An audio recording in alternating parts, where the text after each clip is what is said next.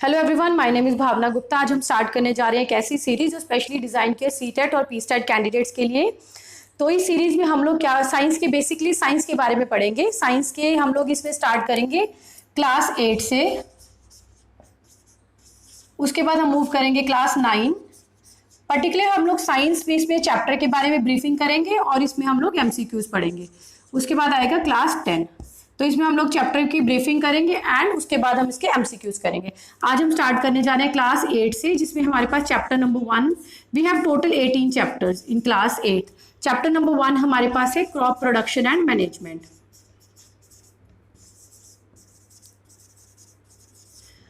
सो आप अगर इस सीरीज को, ये हमारा पूरा प्रोजेक्ट 40 to 50 डेज का रहेगा।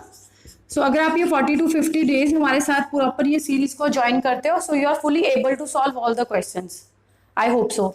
So first is the crop production and management. We have two type of crop basically. One is the rabi crop and another one is the kharif crop.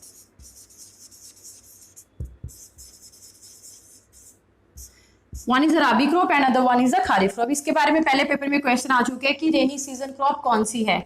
तो kharif crop को rainy season crop बोलते हैं, रेनी crop बोलते हैं। क्यों इसको रेनी crop बोलते हैं? बिकॉज इसका टाइम पीरियड होता है जून टू सितंबर। और इसको बोलते हैं विंटर क्रॉप। इसको विंटर क्रॉप क्यों बोलते हैं? बिकॉज इसका टाइम पीरियड होता है हमारे पास somewhere between October to November. Okay, October November, और इसकी हार्वेस्टिंग का टाइम होता है हमारे पास मार्च अप्रैल,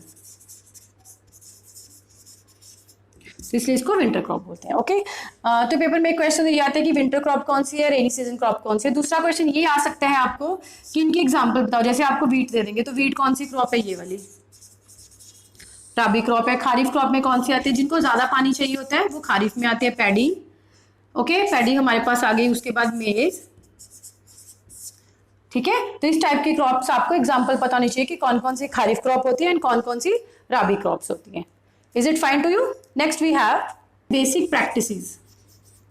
इस पे भी क्वेश्चन फ्रेम होता है कि आपको सीक्वेंस में लगाना है सबसे पहले कौन सी प्रैक्टिस आती है। तो सबसे पहले हम क्या करेंगे? सबसे पहले होते हैं प्रेपरेशन ऑफ सॉइल। सबसे पहले तो हम सॉइल को तैयार करेंगे। जब सॉइल तैयार हो जाएगी तो उसके बाद हम क्या करेंगे? सोइंग, बीज डाल देंगे। हमारे पास सोइंग के भी काफी मेथड है। प्रेपरेशन ऑफ सॉइल के लिए हम लोग जैसे tilling, ploughing and levelling. Okay, sowing के मेथड होते हैं seed drill. We have another method also, हम इसमें कवर करेंगे सीड ड्रिल के बारे में। उसके बाद होता है adding manure and fertiliser. Okay, manure and fertiliser में क्या डिफरेंस? ओके, और मैन्योर एंड फर्टिलाइजर में क्या डिफरेंस होते हैं? वन इज ऑर्गेनिक, जो हम लोग वर्मी कंपोजिट पिट से बना सकते हैं, काउ डंग से, वो क्या होता है हम देखते हैं। दूसरा होता है फर्टिलाइजर, जो कि इंडस्ट्रीज में, हम फैक्ट्रीज में तैयार करते हैं। ऑर्गेनिक में आ जाते हैं जैसे काउ डंग वगैरह से आपने एक वर्मी कंपोजिट पिट बनाई,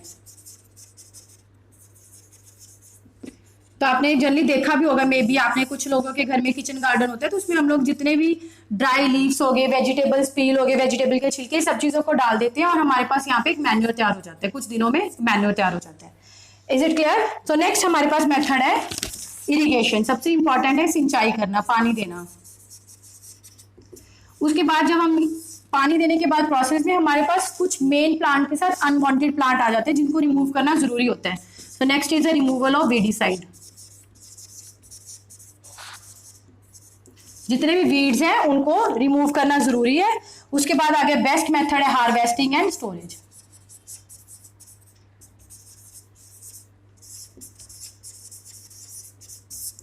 उनको हार्वेस्ट करो और उनको स्टोर करो। सो ये कुछ आपका ब्रीफिंग है चैप्टर के बारे में। I hope it is clear. अब हम करेंगे एमसीक्यूज। पेपर में क्वेश्चन कैसे फ्रेम होते हैं। काफी क्वेश्चन डायरेक्टली और इनडायरेक्टली फ्रेम हो जाए। ओके, सबसे पहला क्वेश्चन हम जो डिस्कस करने जा रहे हैं प्रोपगेशन ऑफ जिंजर के बारे में। इस तरह से क्वेश्चन आता है पेपर में जिंजर आप सबको पता है, अदरक। प्रोपगेशन होता है कि आप अदरक को किस तरह से लगाते हो। प्रोपगेशन पे क्वेश्चन आ जाता है, इन्वायरमेंट में भी आ सकता है कि अलग अलग प्लांट्स में, जैसे आपको पूछ सकते हैं रोज प्लांट के बारे में या किसी और प्लांट के बारे में कि हम उसको कैसे ग्रो करते हैं। सो प्रोपगेशन ऑफ जिंजर होता है हमारे पास, इसका आंसर होगा stem rhizobium, stem rhizome. So इसका आंसर होगा हमारे पास stem rhizome. Propagation of ginger, आपके पास ऑप्शन होंगे, लाइक जैसे आपके पास ऑप्शन थे propagation by root, propagation by root क्या आप इसको जड़ से लगाते हो, इस तरह से क्वेश्चन आता है। आप प्रोपगेशन बाय लीव्स और सीड,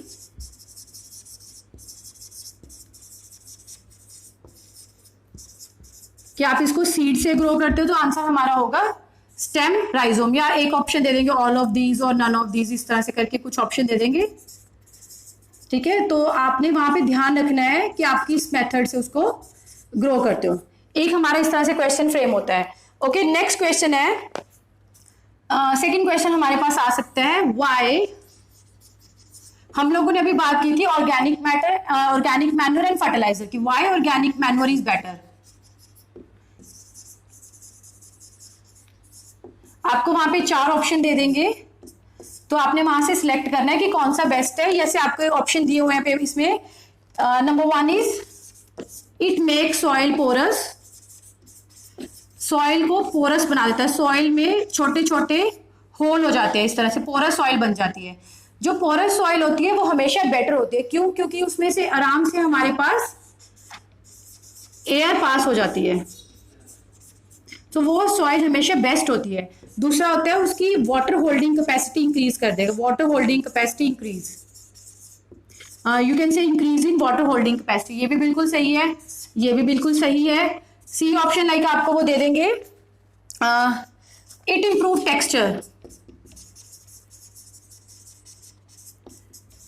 सॉइल का टेक्सचर इंप्रूव हो जाएगा, बिल्कुल सही है, ये तीनों ऑप्शन सही है। तो आपका डी ऑप्शन था इसमें ऑल ऑफ दीज। जनरली क्या होता है, हम कैंडिडेट्स के साथ ऑल ऑफ दीज ऑप्शन देख लेते हैं और फटाफट से उसको मार्क कर देते हैं, पर आपने स्टेप बाय स्टेप एक एक ऑप्शन को पढ़ना है, उसको क्वेश्चन के साथ रिलेट करना है, उसके बाद उसका आंसर देना है। क्वेश्चन बहुत इजी होते हैं बट हम लोग रिलेट नहीं कर पाते, इसलिए वो हमारा क्वेश्चन का आंसर गलत हो जाते हैं। ओके, सो इस टाइप के आपके वहां पे क्वेश्चन फ्रेम होंगे। ओके, थर्ड क्वेश्चन है soil fertility can be replenished. Third question आ सकता है soil fertility can be replenished।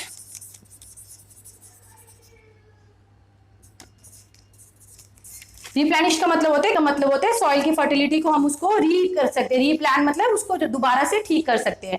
So best method होता है, कभी आपके पास ऑप्शन में ऐसा मेथड होगा क्रॉप रोटेशन। ओके, सो इसका आंसर आपके पास कभी भी इस तरह से आपको मिलेगा, रिप्लेनिश का मेथड होगा क्रॉप रोटेशन। क्रॉप रोटेशन का मतलब क्या होता है, एक सीजन आप एक तरह की क्रॉप ग्रो कर दो, अगले सीजन आप अगली तरह की क्रॉप ग्रो कर दो। क्यों? क्योंकि जैसे एक सीजन में हम लोगों ने, दिस इज अ लैंड का एक प्लॉट का है, सो हम लोगों ने एक तरह की क्रॉप ग्रो कर दी, तो जो बेसिक न्यूट्रिएंट्स एक, जैसे हम लोगों ने इस साइड उसमें वीट ग्रो कर दी, लेट्स सपोज, तो वीट ग्रो करने से क्या हुआ, तो जो वीट को न्यूट्रिएंट चाहिए थे वो सॉइल ने अब्सॉर्ब कर लिए, सॉइल से उसने अब्सॉर्ब कर लिए, तो अगले साल हम उसको कोई और क्रॉप ग्रो करेंगे तो वो वाले जो बचे हुए न्यूट्रिएंट्स है वो बच जाएंगे। ठीक है, so this is known as crop rotation. एक मेथड होता है फैलोइंग। फैलो का मतलब होता है एक साल ग्रो करो, अगले साल के उसको खाली छोड़ दो, तो आके सॉइल अपनी फर्टिलिटी को दोबारा से रीगेन कर सके। तो इस तरह से इस चैप्टर में से आपके क्वेश्चन फ्रेम हो सकते हैं। सीड ड्रिल,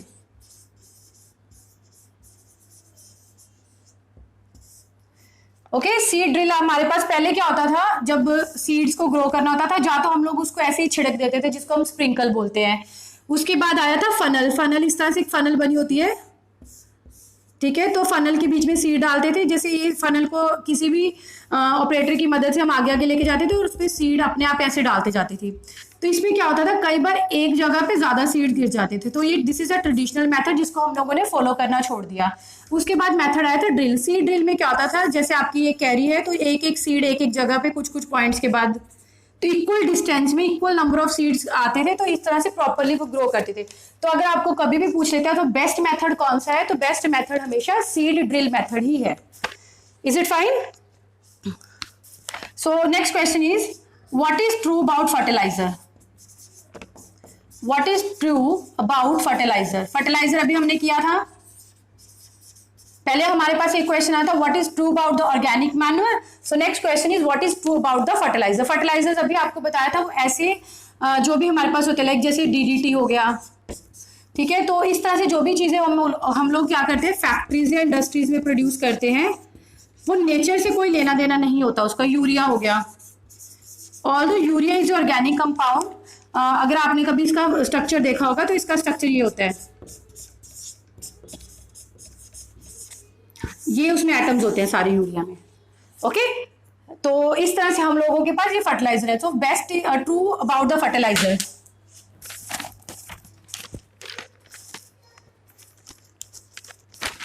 सो इन्होंने पूछा है कि ट्रू कौन से फर्टिलाइजर के बारे में। आप ऑप्शन बता दिया आपको, used in large quantity, first is used in large quantity, second one is organic in nature,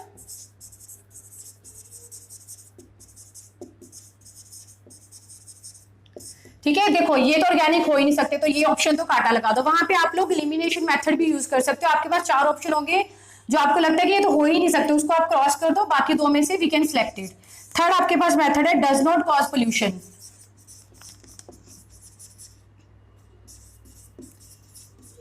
कि ये पोल्यूशन कॉज नहीं करता, ये बहुत सारा पोल्यूशन कॉज करता है, तो this is not the answer. Next is fourth is produce in factories.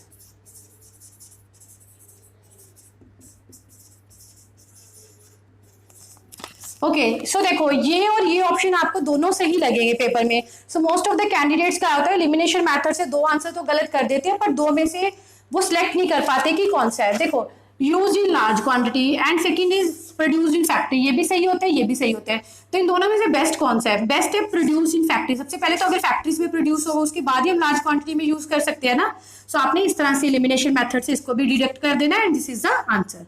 इस तरह से आपने ट्राई करना है वहां पे क्वेश्चन को अटेम्प्ट करने के लिए। Is it fine? बहुत बार पेपर में क्वेश्चन आए हुए नाइट्रोजन फिक्सेशन के ऊपर। What is nitrogen fixation? Nitrogen क्या है? नाइट्रोजन एक कंपोनेंट है जो है कि N2 की फॉर्म में एयर में एग्जिस्ट करता है। जो नाइट्रोजन किस फॉर्म में एग्जिस्ट करता है? N2 की फॉर्म में। हमारे पास मेनली एयर में nitrogen, then we have oxygen.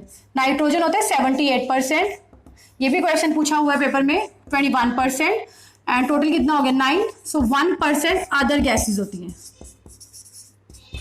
Okay. सो हमारे पास काफी बार जनरली क्वेश्चन पूछा हुआ है कि नाइट्रोजन फिक्सेशन क्या होता है। देखो बहुत सारे प्लांट्स होते हैं जिनको हम लेग्यूमिनस प्लांट्स बोलते हैं, ऐसे प्लांट्स जिनको हम लेग्यूमिनस प्लांट्स बोलते हैं, जो लेग्यूम्स वाले प्लांट्स होते हैं। तो लेग्यूमिनस प्लांट्स में क्या होता है, उनको नाइट्रोजन चाहिए होता है बहुत सारा। तो नाइट्रोजन के लिए वो क्या करते हैं, क्योंकि ये प्लांट्स डायरेक्टली जो नाइट्रोजन होता है वो N2 की फॉर्म में होता है और उन दोनों के बीच में ट्रिपल बॉन्ड प्रेजेंट होता है। तो ये ट्रिपल बॉन्ड को ये ब्रेक नहीं कर सकती ये वाले प्लांट्स। तो ये क्या करते हैं, कुछ बैक्टीरियाज होते हैं जिनका नाम है राइजोबियम बैक्टीरियाज। राइजोबियम वो और भी नाम है हमारे पास, जीटोबैक्टर, नाइट्रोबैक्टर एंड ऑल। तो राइजोबियम पे काफी क्वेश्चन पूछते हैं। तो ये बैक्टीरिया क्या करते हैं, इनके रूट्स के जो लेग्यूमिनस प्लांट्स होते हैं, इनके रूट्स के अंदर नोड्यूल्स बना लेते हैं। नोड्यूल्स बना लेते हैं इस तरह से, जैसे रूट्स आ रही है ना, ऐसे नोड्यूल्स बन जाते हैं रूट्स में। तो ये क्या करते हैं, ये वाला एटमॉस्फेयर में जो नाइट्रोजन है इसको ब्रेक करने का काम करते हैं। ये नाइट्रोजन को तोड़ के इसको, ये वाले नाइट्रोजन को तोड़ के इसको, ये होता है कंबाइंड स्टेट में, इसको फ्री स्टेट में कन्वर्ट कर देते हैं ताकि ये वाले प्लांट्स इसको इजीली ले सके, और बदले में प्लांट्स इनको रहने को जगह दे देते हैं, जिसको बोलते हैं नाइट्रोजन फिक्सेशन। ओके, इस पे बहुत बार पेपर में क्वेश्चन आया, दिस इज एक्चुअल में main concept of the nitrogen fixation. Let's take one question, ये आपका प्रीवियस ईयर का क्वेश्चन है। Rhizobium is bacteria found in, Rhizobium bacteria किस में फाइंड होता है? अभी मैंने आपको बताया रूट्स में प्रेजेंट होता है। आपके ऑप्शन थे रूट्स, लीव्स, स्टेम या ऑल ऑफ दीज। आपने के बच्चे क्या करते हैं, जनरली कैंडिडेट्स क्या करते हैं, ऑल ऑफ दीज देख के फटाफट से मार्क कर देते हैं। नो, आपने पहले उसको पढ़ना है। तो ये रूट्स में प्रेजेंट होते हैं, लीव्स और स्टेम में नहीं प्रेजेंट होते। ये चीज आपने ध्यान में रखनी है। ये था आपके नाइट्रोजन फिक्सेशन के बारे में। सो रीजन इसका है ताकि वो बेटर, सबसे पहले हमने क्या किया था, एयर पोरस होती है, कंडीशन की थी हमने पोरस एयर होना जरूरी है। एयर पोरस होगी, जो छोटे पार्टिकल्स है उसमें से एयर जल्दी पास कर जाएगी। ओके, सेकेंड आता है छोटे पार्टिकल से क्या हो जाता है, टेक्सचर इंप्रूव हो जाता है। थर्ड क्या होता है, ग्रोथ ईजी हो जाती है। तो आपका ये आंसर था इसमें तो ऑप्शन था ऑल ऑफ दीज। तो आपने ध्यान से वहां पे पेपर में पढ़ के मार्क करना। This is very easy question actually. So next question है, अभी मैंने आपको कंपोजिट और वर्मी कंपोजिट पिट के बारे में बताया, ये भी आपका क्वेश्चन तैयार हो सकते हैं। ऑर्गेनिक, नेक्स्ट क्वेश्चन है ये, ऑर्गेनिक वेस्ट डिकम्पोज। डिकम्पोज किस में होते हैं, उसको क्या बोलते हैं? जब ऑर्गेनिक वेस्ट डिकम्पोज हो जाता है तो उसका नाम क्या होता है? कंपोजिट। ये आपके ऑप्शन थे काउडंग, ये किसी सैंपल पेपर में क्वेश्चन था, पेस्टिसाइड्स एंड द फर्टिलाइजर। चौथा ऑप्शन था फर्टिलाइजर। तो वहां पे एक्चुअल में ये सारी चीजें हम लोग एज ए खाद यूज कर लेते हैं, फर्टिलाइजर या मैन्योर यूज कर लेते हैं। तो वहां पे बच्चे जल्दी कंफ्यूज हो गए कि हमने इसमें मार्क क्या करना है। शायद ये फर्स्ट पेपर का क्वेश्चन था ये इस तरह से। तो इसका ऑर्गेनिक वेस्ट डिकम्पोज होता है, हमेशा कंपोजिट बनाता है वो, composite. Okay, is it fine? Next question था आपका,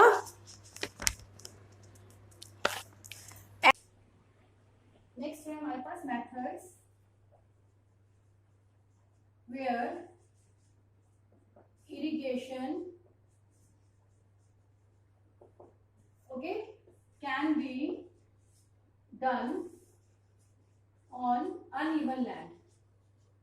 मतलब ऐसी लैंड जो अनइवन हो, मतलब जो कि हमारे पास समतल ना हो, प्लेन ना हो, अनइवन लैंड हो, तो उसमें हम लोग कौन कौन से मेथड यूज करते हैं? We have 4 option in our exam, moat, sprinkler, chain pump, next is a drip system। Okay, irrigation होता है सिंचाई करना, पानी देना।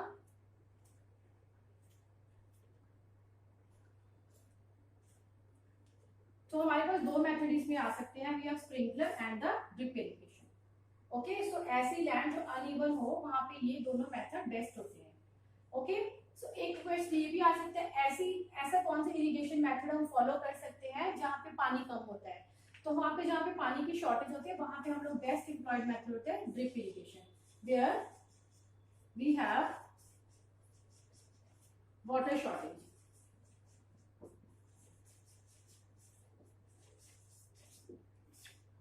ओके, सो वहां पे हम लोग ये मेथड यूज करते हैं। क्लियर?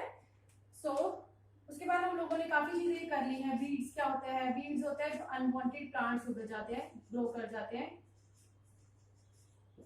उसके बाद हमने क्या था, वीड्स क्या होता है? जो अनवांटेड प्लांट्स ग्रो कर जाते हैं उसको हम वीड्स बोलते हैं।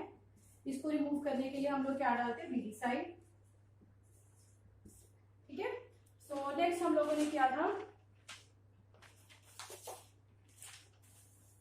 Important steps in soil preparation. Next we है इंपॉर्टेंट स्टेप्स। तो आपसे हम लोगों ने अभी स्टेप डिस्कस किए थे, तो आपको इस तरह से अरेंज करने आ सकते हैं। आपको 4 ऑप्शन दे देंगे, आपको बताएंगे पहले कौन सा होता है, कि पहले हार्वेस्टिंग होता है कि पहले सॉइल प्रिपरेशन होता है। तो आपने उसको इंक्रीजिंग ऑर्डर में इस तरह से कि पहले हम ये काम करते हैं, ये करते हैं, पहले हम मान करते हैं, तो आपको इस तरह से लगाना होता है। आपको ऑप्शन दे होते हैं। ये question we have covered. So this is all about today. In the next class, we will discuss chapter number 2, class 8, the bell icon. Thank you so much. Thanks for the lecture.